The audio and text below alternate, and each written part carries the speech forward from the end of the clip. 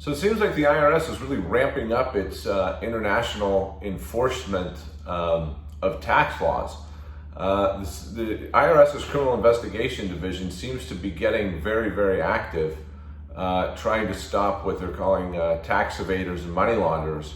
And they're taking a lot of different steps to do that. One of those steps are they're now sending an agent to Singapore. They're sending an agent to Australia. They're doubling their presence in the Netherlands.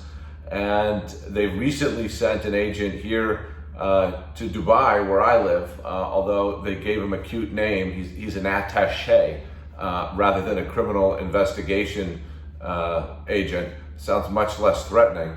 But the point is, the IRS seems to be very interested in ensuring everybody's paying their fair share of tax beyond the information that they're getting through FATCA. I mean, they're taking an active role now to try to seek out these tax evaders and money launderers. And in addition to that, the IRS recently announced that they're going to start an applied analytics division. And I think they said they're looking for up to 10 employees to man this division. And this team's goal is going to be to analyze data and trends and stuff like that. I didn't read whether or not they were going to be responsible for mining the FATCA data, but I know when Don Fort, the head of the IRS's Criminal Investigation Division, first came into his job, he said that that was something that they were going to do. So I do suspect that this new Applied Analytics Division is going to be mining that FATCA data for non-compliant taxpayers.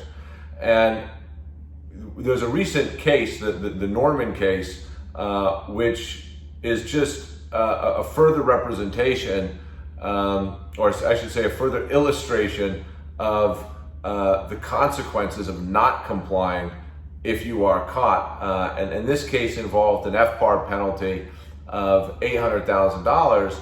And the court, and this is the third court to do so, invalidated an IRS, I believe it was a regulation that said that FBAR penalties were capped at $100,000. So it was either 50% of the highest balance of the account up to $100,000. And this is, I believe, the third court now to invalidate that, and it's just 50% of the account balance.